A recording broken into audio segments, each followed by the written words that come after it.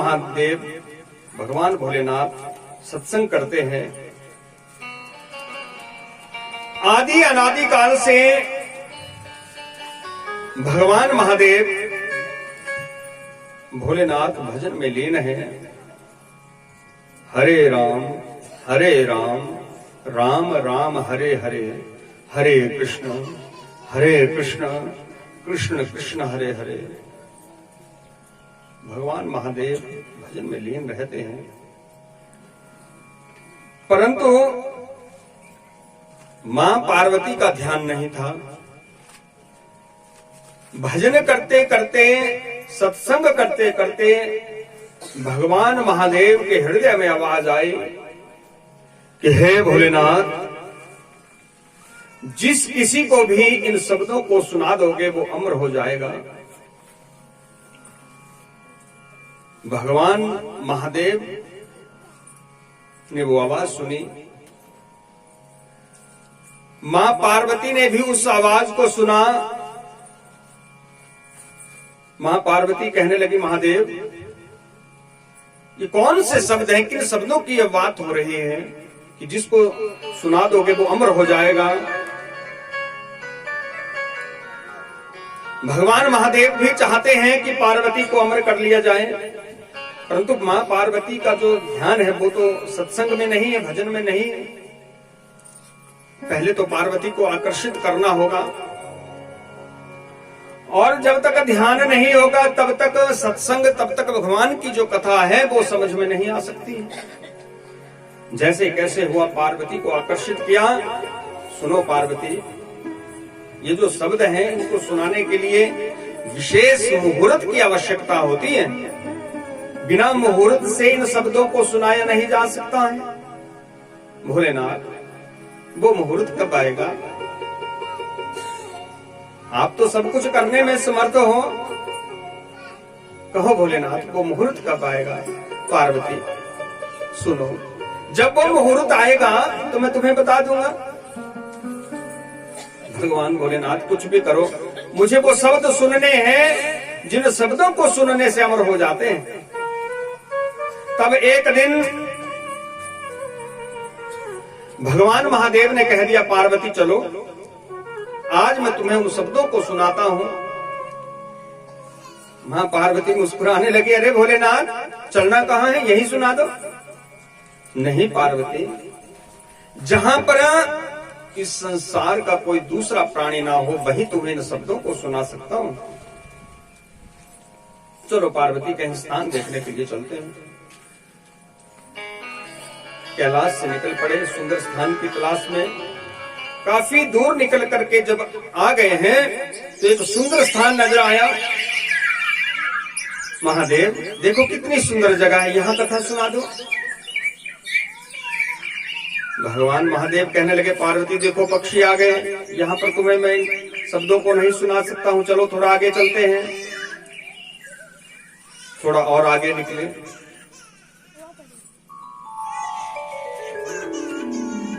मां पार्वती कहने लगी, भोलेनाथ कुछ भी करो, मुझे वो शब्द सुनने हैं जिनको सुनने से अमर हो जाते हैं। एक और सुंदर स्थान नजर आया। मां पार्वती कहने लगी, भोलेनाथ देखो कितनी सुंदर जगह है, यहाँ देखो कोई भी नहीं है। भगवान भोलेनाथ ने अपनी माया से दोबारा से पक्षी तैयार कर दिए। पक्षी चहचहाते हुए आ गए। अरे पार्वती देखो पक्षी आ गए, यहाँ भी कथा नहीं सुना सकता, थोड़ा और आगे चलते हैं। भगवान महादेव ने समझ लिया कि अब पार्वती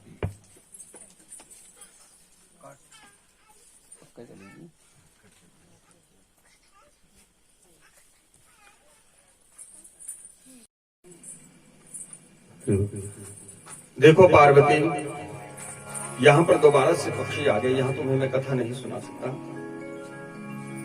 जब कई बार ऐसा हो गया, मां पार्वती कहने लगी, भोलेनाथ कुछ भी करो, मुझे कथा सुननी है, मैं कथा सुनना चाहती हूँ जिसको सुनने से अमर हो जाते हैं। आगे एक और सुंदर स्थान नजर आया है। भगवान महादेव ने कहा, पार्वती चलो यहाँ तुम्हें कथा सुनाता हूँ। मां पार्वती को सामने बैठाया, कथा सुनाने लगे भगवान महादेव। कथा प्रारंभ हुई। पहले भागवत जी का एक ही श्लोक था, जिसको एक श्लोकी भागवत कहा जाता है। भगवता प्रोक्तम भागवतम, भगवान महादेव इस कथा के आदि वक्ता हुए। भगवान महादेव ने मां पार्वती को ये कथा सुनाई थी। भगवान महादेव सुनाने लगे, पार्वती सुनो। आदौ देवकी देवगर्भ जननम, गोपी गृहे वर्धनम, माया पूतन जीवितापहरणम, गोवर्धनोद्धारणम। आदौ देवकी देवगर्भ जननम, गोपी गृहे वर्धनम। इतनी ही कथा हुई थी कि परमात्मा देवकी के गर्भ में आए और एक गोपी के घर में भगवान का लालन पालन हुआ, यशोदा के घर में। गोपी गृहे वर्धनम। चौथा हिस्सा ही कथा का हुआ था कि मां पार्वती को नींद आ गई, तो भगवान महादेव अपने ध्यान में लीन होकर के अपने आराध्या का ध्यान करते हुए कथा सुना रहे हैं। माया पूतन जीवितापहरणम, गोवर्धनोद्धारणम, कंस छेदन कौरवादि हननम, कुंती सुता पालनम। एतद् श्रीमद्भागवतम पुराण कथितम, श्री कृष्ण लीलामृतम।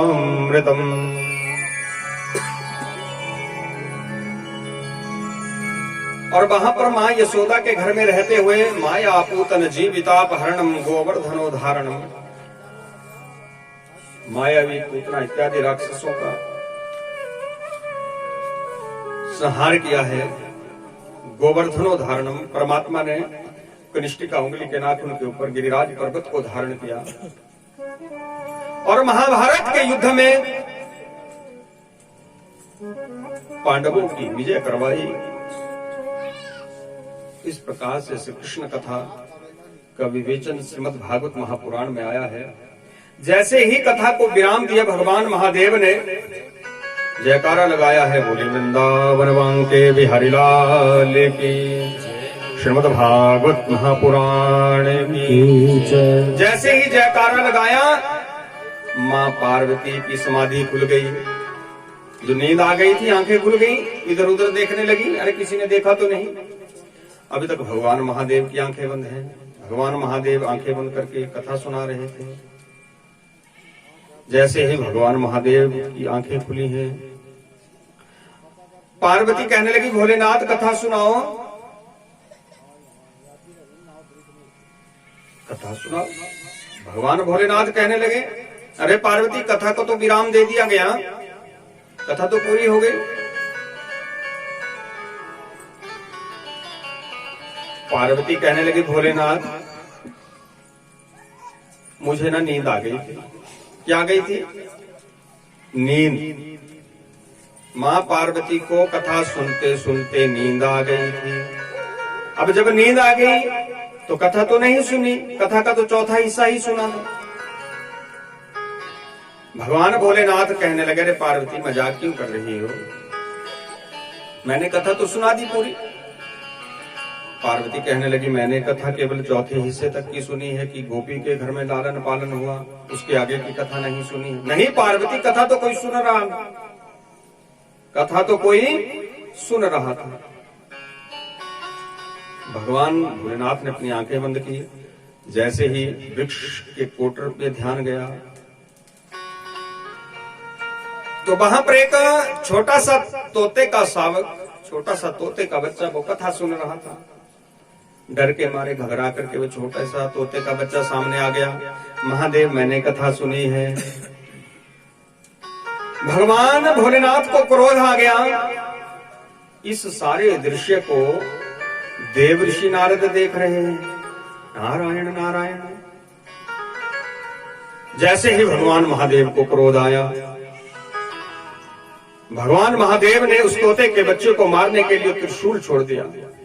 डर के मारे वो तोते का बच्चा आगे आगे उठता हुआ जा रहा है, पीछे पीछे भगवान का वो प्रलयकारी त्रिशूल जा रहा है।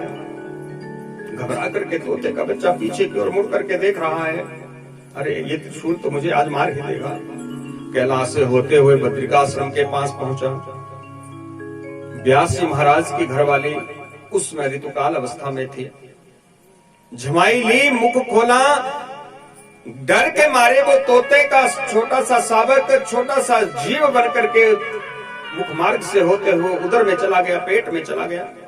जितने में त्रिशूल पहुंचा, मुंह बंद हो चुका था, त्रिशूल वहीं से वापिस हट गया। बोली उमापति महादेव की, वृंदावन बांके बिहारी लाल की। भगवान महादेव सोच रहे हैं, आज तक इस त्रिशूल से न जाने कितने राक्षसों का, कितने असुरों का वध मैंने किया, परंतु आज मेरा ये त्रिशूल एक तोते के बच्चे को मार नहीं पाया। देव ऋषि नारद पहुंच गए। नारायण नारायण नारायण नारायण करते हुए देव ऋषि नारद भगवान महादेव के पास पहुंचे। अरे भगवान महादेव प्रणाम। मां पार्वती प्रणाम। महादेव इतनी चिंता में क्यों हो? अरे देव ऋषि, तुमसे क्या छुपाना, तुमसे तो कुछ भी नहीं छुपता है।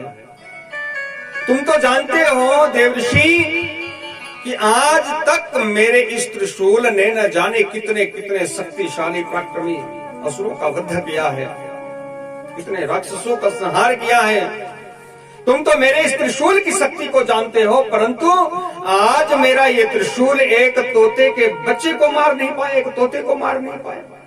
नारायण नारायण महादेव, कैसी बात करते हो? तोते के बच्चे को? अरे महादेव, तोते के बच्चे को क्यों मारना चाहते हो? अरे तोते को तो लोग पालते हैं, तुम मारने की बात करते हो, क्यों मारना चाहते हो?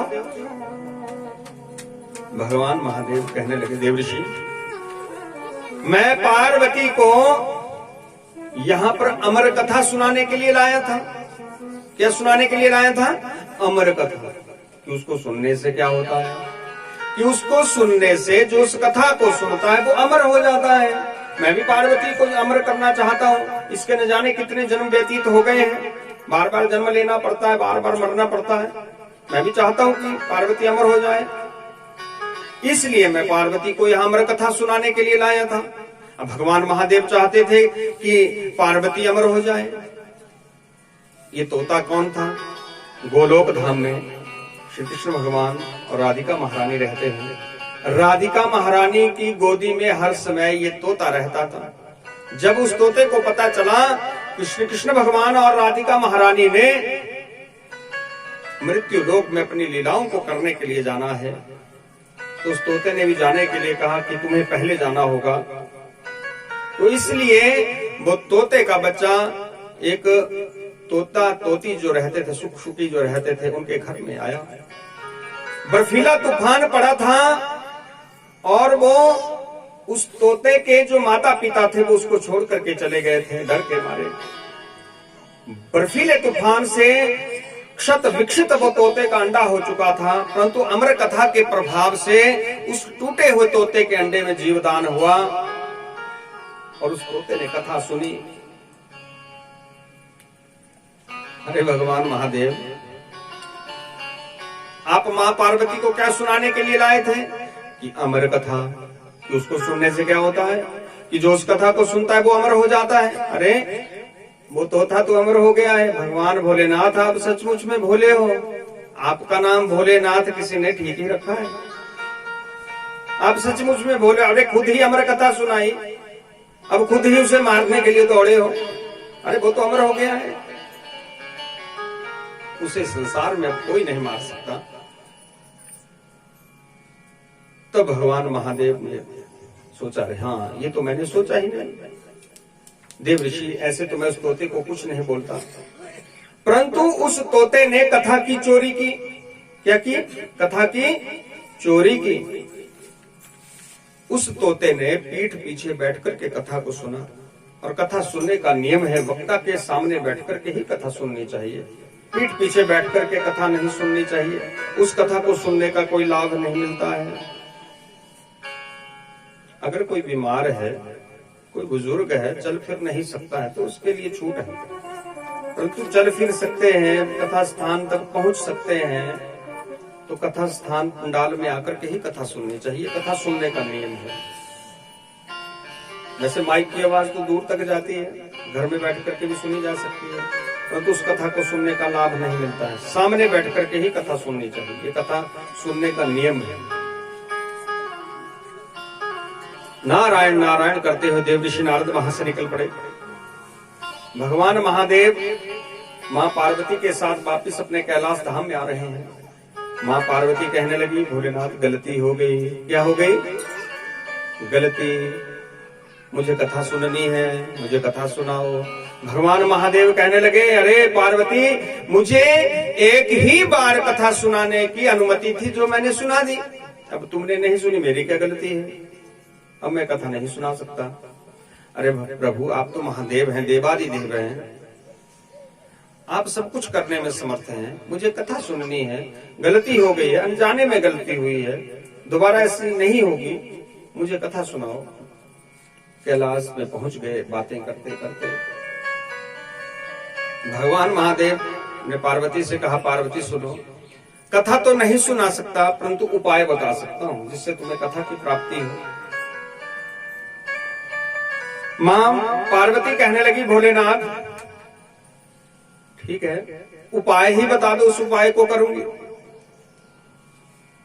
भगवान महादेव कहने लगे, पार्वती सुनो, राधिका महारानी को प्रसन्न करो, और अगर राधिका महारानी प्रसन्न होंगी तो श्री कृष्ण भगवान स्वतः अपने आप प्रसन्न हो जाएंगे, और अगर श्री कृष्ण भगवान प्रसन्न हो जाएंगे तो मेरे हृदय में दोबारा से आवाज आएगी, तो मैं तुम्हें कथा सुना दूंगा।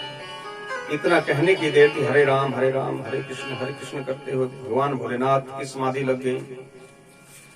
और मां पार्वती एकांत में बैठ करके राधिका महारानी का आराधन करने लगी।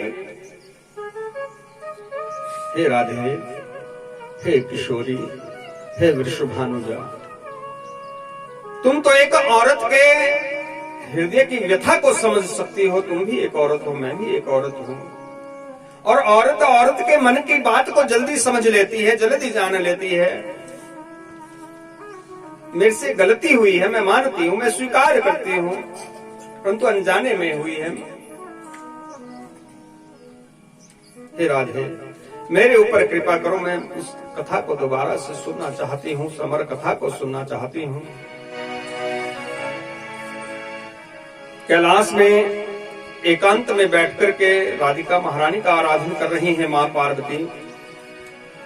काफी समय राधिका महारानी का आराधन करते करते हो गया, परंतु राधिका महारानी प्रसन्न नहीं हुई।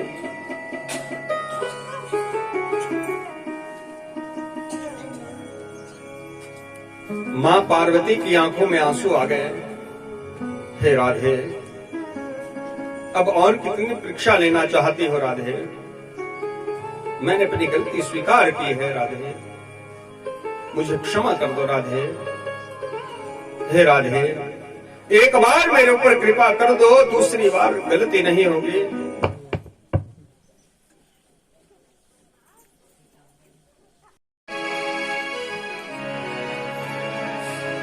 हे राधे,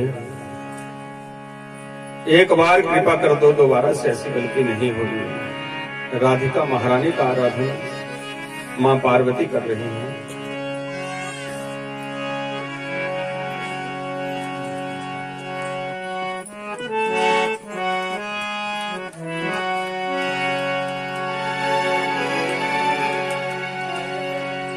राधे तेरे चरणों के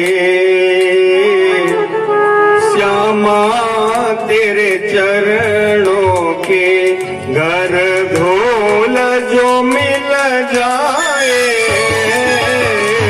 राधे तेरे चरणों के श्यामा, तेरे चरणों के घर धोल जो मिल जाए। सच कहती हूँ बस मेरी, हाँ सच कहती पियो बस में